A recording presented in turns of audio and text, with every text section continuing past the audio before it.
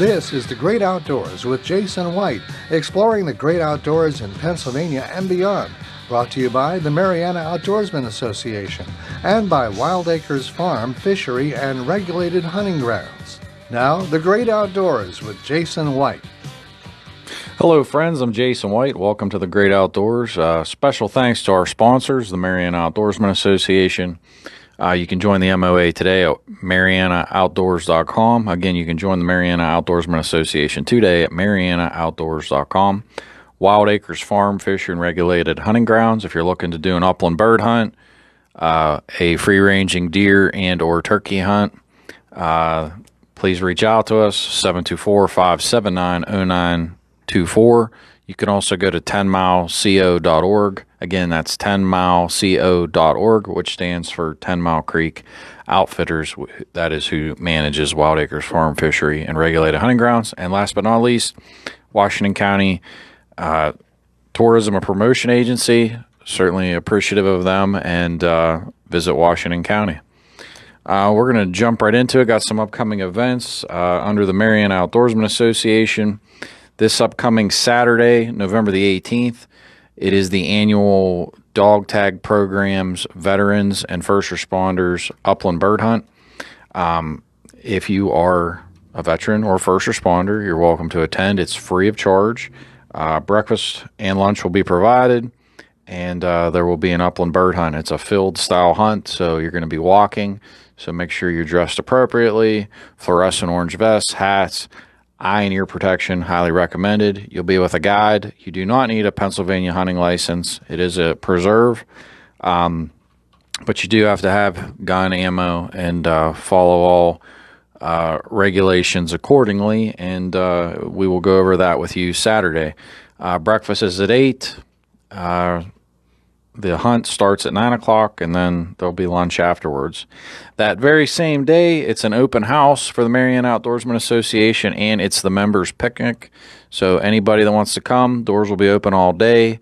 If you want to tour the facilities, members are asked to bring a covered dish, but there'll be lunch at our new barn facility across from our lodge and our bait shop / office. If you've never been there, the address is 1997 Morey Road, Clarksville, Pennsylvania, 15322. Again, that is this Saturday. It's our annual members picnic and also our open house. Everybody's asked to bring a covered dish if possible. Love to see you. Again, the address is 1997 Morey Road, Clarksville, Pennsylvania, 15322. Looking ahead, got trout stalking scheduled for Monday, December the 11th. Again, that's Monday, December 11th. That'll be at 3 o'clock. We always meet at Wild Acres Farm. And again, 1997 Morey Road, Clarksville, Pennsylvania, 15322. That'll be at 3 p.m. If you've never seen a trout stalking, you'd like to see it. If you'd like to join the club, we are certainly happy to have you. For that matter, if you just want to bring some kids out and just participate and see how that is, the door is open. Please feel free to attend. It's certainly a great opportunity to get some kids engaged and involved in the outdoors. And looking even farther into the new year, Saturday, December 13th, Saturday, January 13th, there'll be a continental hunt at Wild Acres Farm. That is a fundraiser for the Mariana Outdoorsmen Association. And then on Monday, the 15th of January, the Fayette County Farm Bureau will be hosting their inaugural continental pheasant hunt. So if you'd like to support the Fayette County Farm Bureau, please make sure you can reach out to me, 724-579-0924 to register. We have a lot of information on the Wild Acres Facebook page. Also, we've been sharing it on the Mariana Outdoorsmen as well to support our Farm Bureau. But happy to have everybody. Love to see you. And, the door is open. We're going to dive into the Pennsylvania Farm Bureau. Some amazing things have happened here in the past 48 hours. History was actually made here in the state of Pennsylvania. And I want to kind of give everybody a little bit of an update. Here's some things going on, goals for the future. But definitely want to thank everybody from the Pennsylvania Farm Bureau and all the counties and districts and staff. Had their annual convention out in Hershey this year. What an amazing event. So nice to see people from across the whole Commonwealth supporting agriculture in such a broad and diverse, I would just say, platform. When you're talking about people that have humongous farms, people that have leased property, maybe even thousands of acres that they lease for corn and soybeans. People with little small micro farms, maybe with little, niche markets that they tailor to. So it's very interesting, the diversity in Pennsylvania, even from the agricultural perspective. So it was nice, really nice to see. There's definitely, I would say, I don't want to call it a youth movement. I know I'm a little bit younger, but there's definitely some new ideas, we'll say, being infused into the Pennsylvania Farm Bureau, and people are looking to implement changes and adapt. And I wanted to go through some of the things that were brought up by Fayette County to the floor at the convention and were accepted. So are now state policy, and our ultimate goal here is that the goals and I would say the suggestions of the Farm Bureau, the goal is that hopefully the state legislature will take action and to push these things across the finish line so they can make everyone's life better in Pennsylvania. So we had a policy. It says the Farm Bureau recommends that all Pennsylvania Department of Environmental Protection Chapter 105 general permits will become available electronically on an automated system. Upon submittal, the approval would immediately, this is the key word, immediately be sent electronically via email to all necessary parties and a hard copy mailed to the applicant. Why this is really important, this system does not exist this way as described today. Yes, you can apply electronically. There is nothing such as an immediate approval. All of the different agencies and departments have to still look at it. The governor did set up a new system to which if they go beyond the allotted time, basically you get your permit fees back, or you can request your permit fees back. You don't automatically get your money back. But, if they set a 90-day window for a permit and it gets to day 91, you don't get like your engineering fees and all the time and effort that you've put into it back. Basically, you have to request the permit fee application back from the Department of Environmental Protection. This here cuts out all the red tape. General permits are supposed to be the easiest of the easy, the simplest of the simple. I can't make it any more cut and dry for you. This is supposed to be easy and simple. So this policy, which we hope to see be in effect into law sooner than later, this type of a policy makes it immediate. Now, I want to stress, this doesn't take anybody out of the loop when it comes to oversight, enforcing the law, making sure that people are doing things right or wrong. But the point is that these are general permits. They're supposed to be cut and dry, simple, easy, putting up fence posts, doing stream crossing for cattle, fish habitat. Like these are things that are supposed to be making the world a better place and are very simple. We're not talking about anything like a housing development. We're not talking about, installing major infrastructure locations or anything. Like these are just basic, simple ideas, and they should be permitted as such, but they're not. So we're trying to just help everybody, not just farmers, not just people in agriculture as a whole. But if you go and look at the Chapter 105 permits, you'll have a better understanding as to why this is so important and affects each and every one of you. There were a lot of actually that were voted on. I'm not going to go through them all. Another one that was very important, this did not come out of Fayette County, but I wanted to share it with you, was that the Farm Bureau recommends rigorous and scientific study of the amount of yearly wildlife damage to crops and livestock in Pennsylvania. This is really important because there's been a huge discussion about crop damage in Pennsylvania, about depredation in Pennsylvania.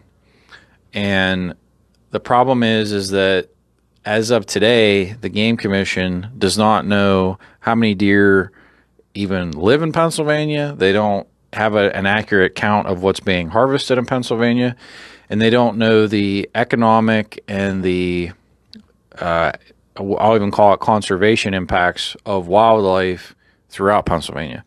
So this here is simply to acknowledge that we need better information, we need better data. People are clearly having factual based evidence that there's astronomical amounts of crop damage in Pennsylvania, and solutions are not being set forth to address it. So this policy raises awareness to that, to get more data and factual information so that good, intelligent decisions can be made moving forward. Moving on. Let's see here. What do we got next? The Pennsylvania Farm Bureau opposes a requirement of permitting and or reporting private stocking plans to the Fish and Boat Commission by individuals and or organizations. This is huge. This is huge. It's huge because there's only one association or club that is actively promoted on the Pennsylvania Fish and Boat Commission's website. I won't name that organization because I don't really think I need to. But if you want to take the time and Google search and kind of look through the Pennsylvania Fish and Boat Commission's website, you'll easily understand who I'm talking about. And why this is concerning is this stalking, this whole idea of stalking, okay? First of all, the permits that they were trying to promote were paper copies. Our permitting processes are ineffective, inefficient, ridiculous, red tape as they stand today. Adding another layer to me is insane. Number two, again, not paper. We should be headed electronic in today's age. Not saying that people can't do paper permits, but electronically, we're not even where we need to be. So again, to add paper and to not have an effective electronic system is a defunct before we even get out of the gate.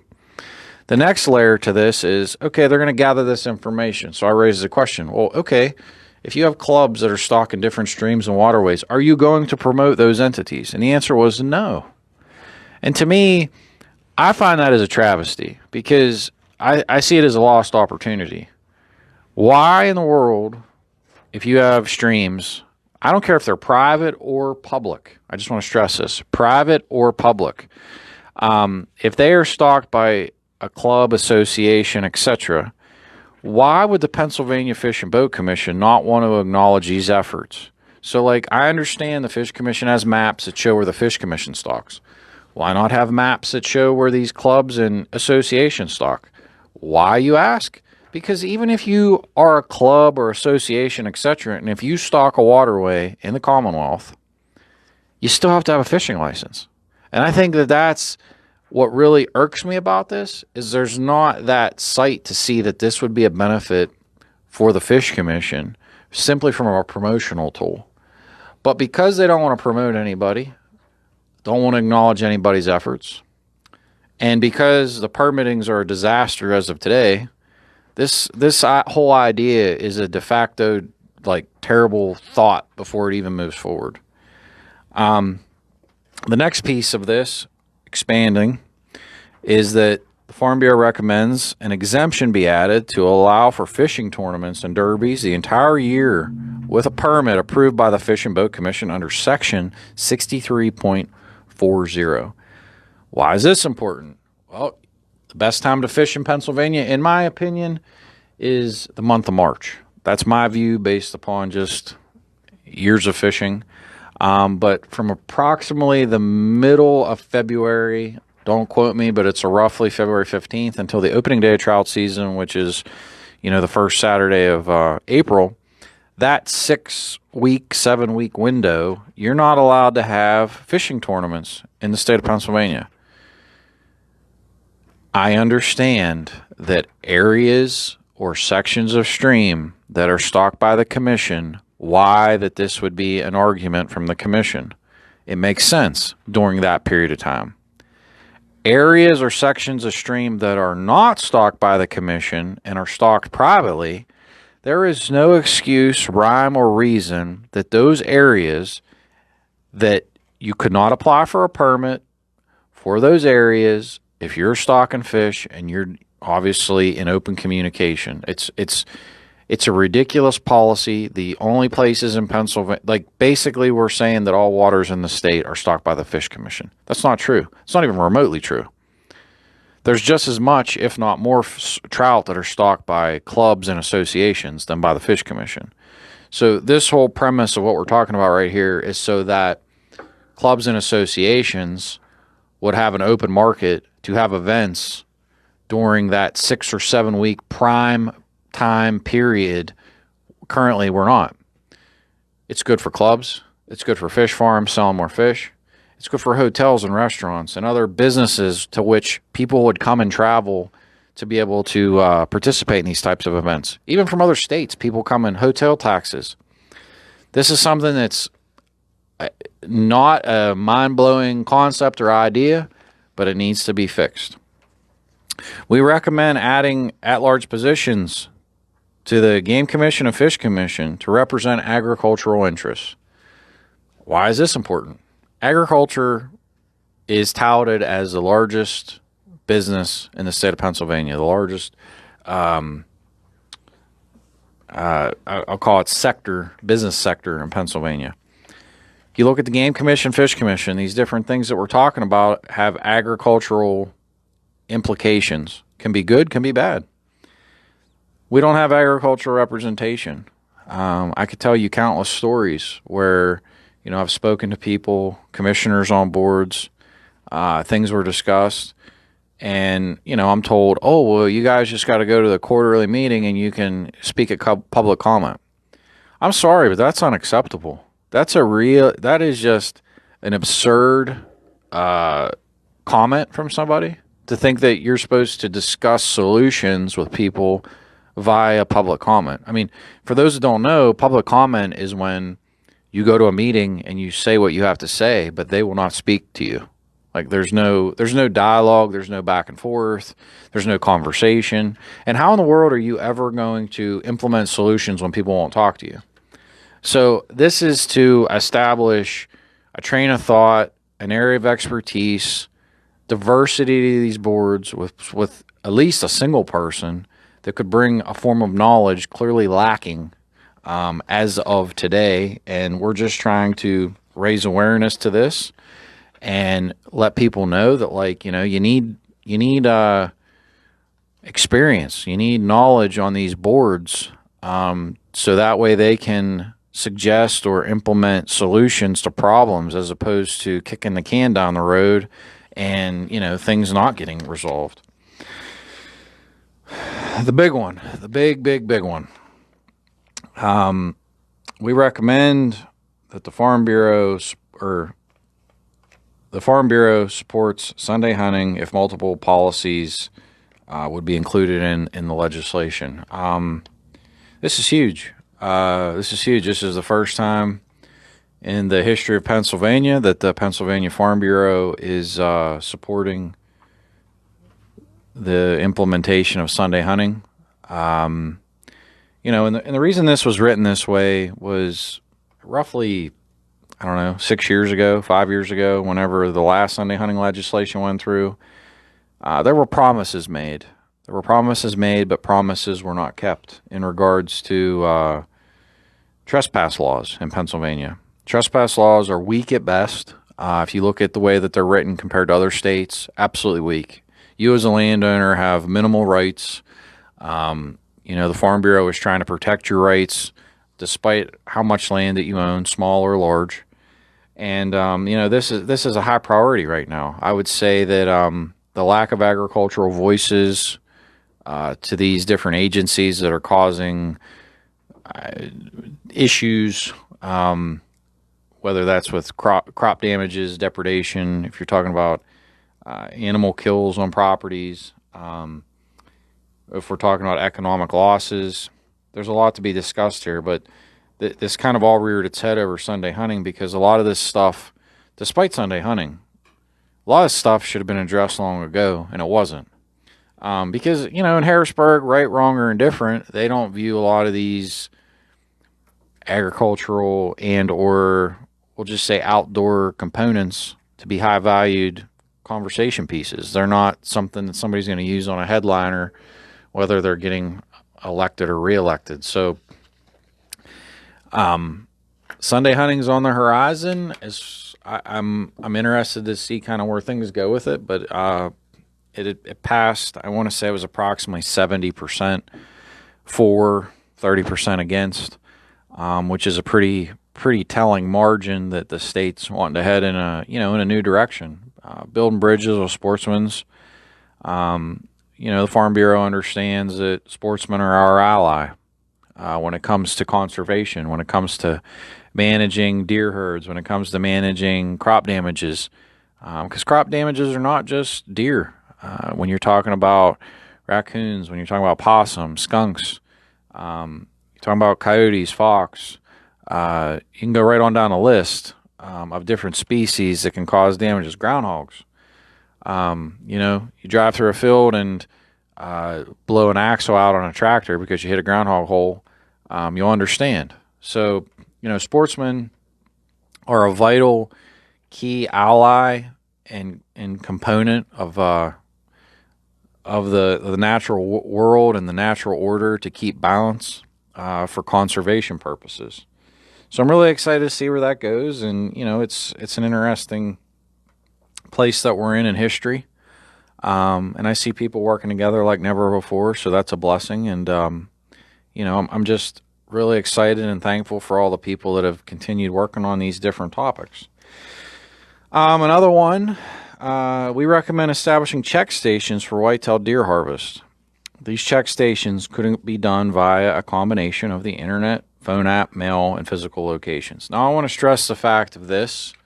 We already are supposed to be mailing in or getting on the internet and reporting, your deer harvest.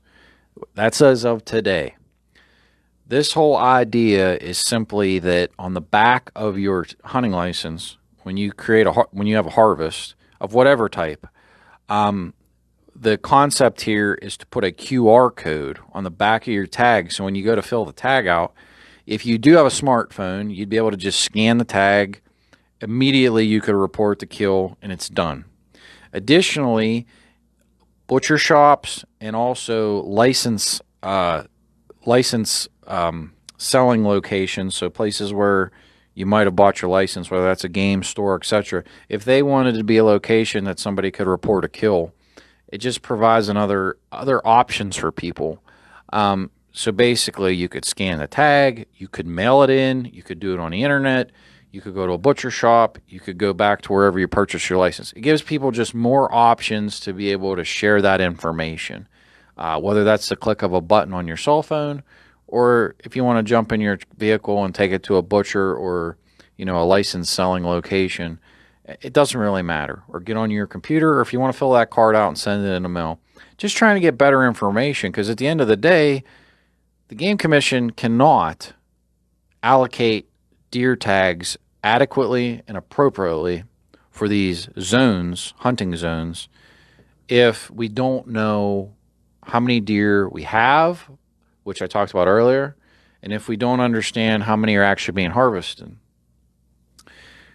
Expanding upon this idea, we recommend that the Game Commission alter WMU sizes to better reflect agriculture/wildlife. Why is this important? This is very important because these units, despite who wants to argue for them, I've not seen a sliver or an ounce of data that's backed up to why they are more beneficial than the way it used to be. And here's my argument here. I'm in 2A. 2A touches 6 counties. Now, I don't know who all hunts that listens to this show, but, shooting a shotgun at 6 counties or shooting a sniper rifle at 1 county, what do you think is going to be more effective?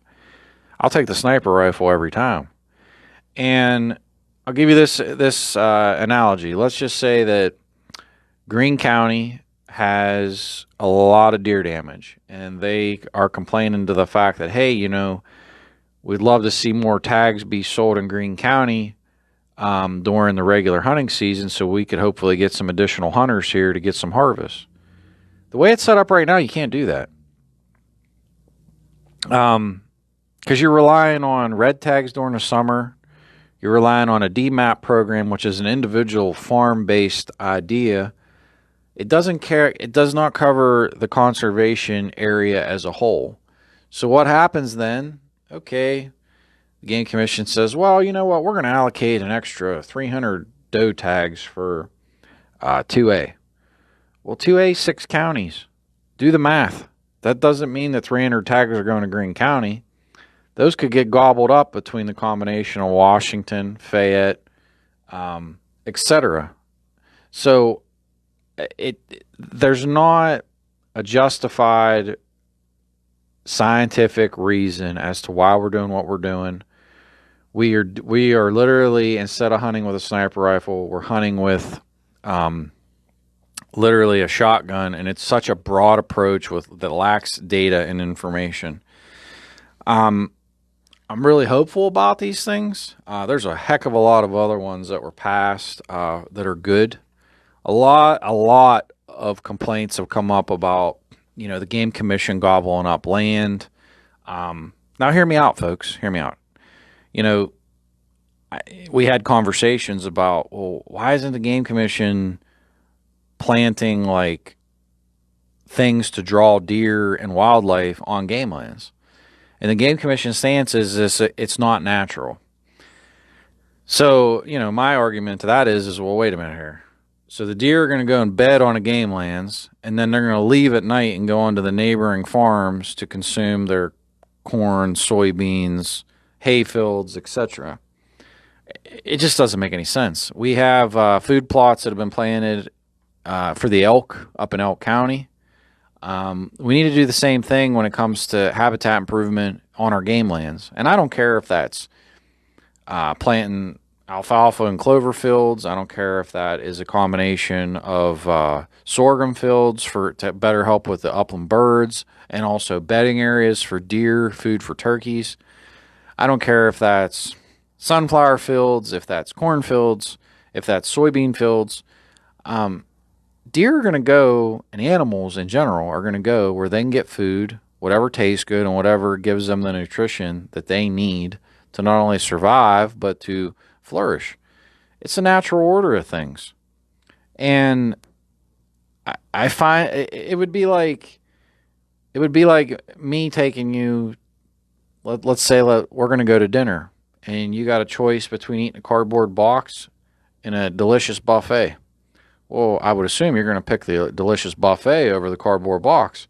So, when you look at deer, they go to the game lands, all the food's gone, and they're sitting there eating leaves or the tips of limbs off of trees because the food's been, is gone at certain times of the year. Where are they going to go? Well, of course, they're going to go to the neighboring farms. They're going to eat their soybean fields, corn, so on and so forth. Heck, down to people's flowers and hostas around their homes. The countless stories I've heard about these things are just so many stories. So many stories. So the point is, we want to see the Game Commission. I want to see the Game Commission do a better job of managing where we are today. Manage the properties better. Plant fruit trees. Plant food plots. Do things to help the habitat. Pittman Roberts money can go for conservation. Why are we not doing a better job of utilizing and managing the land that we have? And the problem with this is we just want to buy more land, and we're not managing what we have now. And then they're barely paying enough. They're hurting so many. You have to understand, municipalities are crying out because Game Commission comes in, buys thousands of acres of land. They're paying pennies on the dollar to go back to the municipality, the county, school district, and it's really a cumbersome setup the way it is now. Changes have to be made. But that's a whole nother discussion about the tax implications negatively towards school districts and kids' education. municipalities just trying to survive, to plow roads and maintain, roadways and culvert pipes for their community, and then counties as a whole losing budgetary numbers due to these acquisitions. It's something, and I'm not trying to advocate for or against the ideas. I'm trying to raise awareness to these things exist. There are solutions to all of them, just like I'm saying about the game lands. The game lands are massive in Pennsylvania. So many opportunities. But you can buy up all the land that you want. If you don't manage it and try to develop it and try to make it a better habitat for wildlife as a whole, you can continue buying. It's really not going to fix your ultimate problem. Even with what I do with doing Wild Acres Farm and doing guided hunts, etc., there's a lot that goes into the land that I just manage, whether that's minerals for the deer, whether that's feeders during the summer for the deer, whether that's rotary feeders for the animals in the summer to try to draw them in and get them big and plump, food plots, sorghum, lab, soybeans, alfalfa, chicory. The list goes on and on. But the point is, you can't expect that the deer... Do I want good food that gives me nutritional value, that tastes good, or do I want to eat cardboard? The simple answer is the stuff that tastes good and it has nutritional value. So, a lot of this is common sense, should be common sense, but it's kind of being pecked to death by a duck. A lot of this stuff needs to at least be talked about, solutions formulated and presented on the table. And I'm not saying that every solution is going to work. There's probably solutions to a lot of our agricultural and even conservation issues that haven't been even explored yet. And that's fine. But when you have a problem and you keep doing the same thing over and over and again and you expect a different result, that at its very root is the definition of insanity. And, when you talk about all these different issues that people are having, it makes you ask the question, like, what are we doing? Hunters, we have game lands. We need to manage them. We need to develop them. We need to promote them and make them tremendous places for wildlife in general. I'm such a huge advocate for food plots and cornfields and soybean fields and sorghum areas for pheasants, etc. I just think we really need to reevaluate how we're doing things. And there's just some stuff that just makes you scratch your head. I'll give you this story. I got a hawk depredation permit here in Pennsylvania. It's a federal permit, and so the process is, for me, I'm being given a trap by the USDA, and we have to trap these hawks. They'll come down and we'll catch them. I got to put this hawk into a cat carrier, drive this hawk to the Pittsburgh International Airport where USDA will put a band on the hawk. And then I got to drive this hawk back to my county to a game lands where pheasants are stalked and release it. I can't rationally, in my mind, understand how anybody in the Game Commission or U.S. Fish and Wildlife could justify such a proposition, because these things are just going to destroy they're going to destroy the pheasants at the game lands. We don't accurately know how many raptors, which raptors are a wide variety, but one of them is red-tailed hawks, Cooper hawks, etc. That's what I'm targeting. Have no idea what wildlife even exists in Pennsylvania, and we're making decisions like this. They want you to buy a pheasant stamp, but yet they want us to go and release hawks at game lands. I really can't understand it. I'm trying to understand, but nobody has given me any information, or I haven't had dialogue with a single person that's been like, oh yes, this is the home run answer as to why. It's basically, well, this is how we do it. This is what we do. And, if you don't like it, well, sorry. I don't think that's good business. I don't think that's good for anybody in Pennsylvania. I don't think that's good for our sportsmen, our agricultural community, travel and tourism, small businesses. I could go right on down the line. We really have to reevaluate how we're doing things. And I give the Farm Bureau all the credit in the world for years ago being adamantly against Sunday hunting, and now there's this, just change, this open-mindedness, this willingness to work with other people, this willingness to understand that, doing the same thing and expecting different results doesn't always work. And I hope that some of these stories today strike you, because I'm not advocating that all of what I've said today is the solution to all of our problems, because they certainly are not. But every little thing we can do to help address our problems is a good step in a good direction. So, if we take it with the philosophy that Rome wasn't built in a day, a lot of these ideas and solutions are not groundbreaking ideas. Just like being able to have trout tournaments. Yeah, that's one sector, basically over a 6-week period of time. But guess what? There's a lot of clubs in the state. There's a lot of fish hatcheries in the state, both of which could utilize extra income and sales revenue. Us putting up blockades and roadblocks is just, it's ineffective. It's not a good strategy. And we have to look for every opportunity to cut red tape where we can, dissect our problems and identify solutions. And I'm really proud of the Pennsylvania Farm Bureau. I can't stress that enough. The people that I've been blessed to meet, work with. If you're not a member of the Pennsylvania Farm Bureau, I can assure you, if you're an average everyday person that has nothing to do with agriculture, you should still be in the Farm Bureau, because you know what? You eat vegetables, you eat meat, dairy, etc. Like, what they are fighting for, what we are fighting for, impacts you in a positive way. If you're a sportsman, an outdoorsman, I can assure you the things we're doing are conservation minded. We want to be allies with everybody.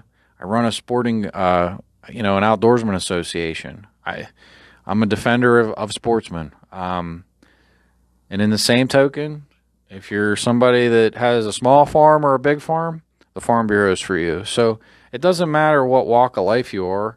I think that everybody has an interest and should be a member of the Pennsylvania Farm Bureau. If you're not, hey, here in Fayette County, I know the door's always open. Join the Fayette County Farm Bureau. You can go on to the Farm Bureau's website and join. We're actively looking for members. A lot of great discussions, a lot of great ideas, a lot of, just look at dissecting problems and looking for solutions. That's what the Farm Bureau has been since I've gotten involved, and I'm really proud of that, because there's really no complaining. It's solution-driven conversations, and as long as we all work together in that capacity, you can fix things. Just sitting on our laurels and complaining that, hey, something's a problem, or, oh, this is terrible, well, that's not solving anything. We got to really look at things. Why are we doing what we're doing? And, how do we break that down and identify solutions to those problems? But I'm going to keep trudging along in a positive regard on my end with the Farm Bureau. And if anybody wants to join, again, I cannot stress this enough, our door is open. You can join the Fayette County Farm Bureau. Or you can always, just join in your county or wherever you are, or if you'd like to, join even if you're out of the state of Pennsylvania, Google Pennsylvania Farm Bureau and go on a website, and everybody's welcome. We're happy to have you. But I want to wrap it up with some upcoming events here, just to reiterate what's going on with the Mariana Outdoorsman Association. This Saturday, 8 a.m., we're having a breakfast for any veterans and first responders. That's free of charge. That'll be at Wild Acres Farm, 1997 Morey Road, Clarksville, Pennsylvania, 15322. Again, that's at 8 a.m. 9 a.m., we're going to have an upland bird hunt. first responders and veterans, you are free. We want to thank you and show our appreciation to everyone. Just please make sure you show up with an orange vest, an orange hat, and we highly recommend safety glasses, hearing protection, and obviously dress to be out in the field.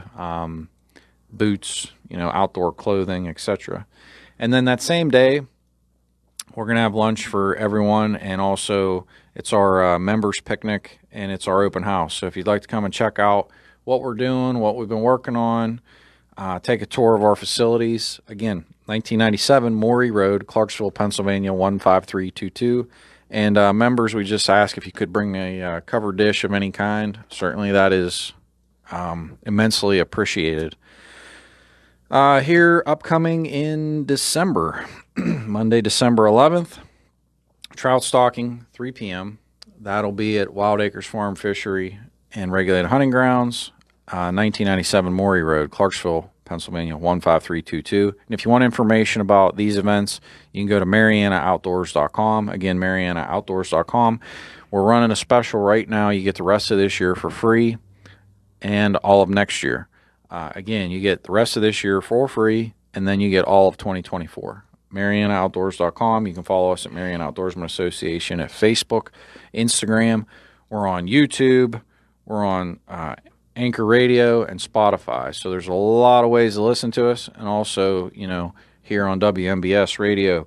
And then we have 2 continental hunts in the month of January. One on Saturday the 13th, benefiting the Mariana Outdoorsman Association, which that goes towards our habitat improvement initiative. And then Monday the 15th, which will be for the Fayette County Farm Bureau. So if you're not a Farm Bureau member and you want to meet some people, this is a great event for you. Great networking opportunity. We're going to have a fun time. Some people have asked a lot of questions about it with never being to a continental pheasant hunt. So it's going to be a blast. And again, if you want to attend any of these events, you can call me personally, 724-579-0924. Check us out at MarianaOutdoors.com. You can also go to 10mileco.org.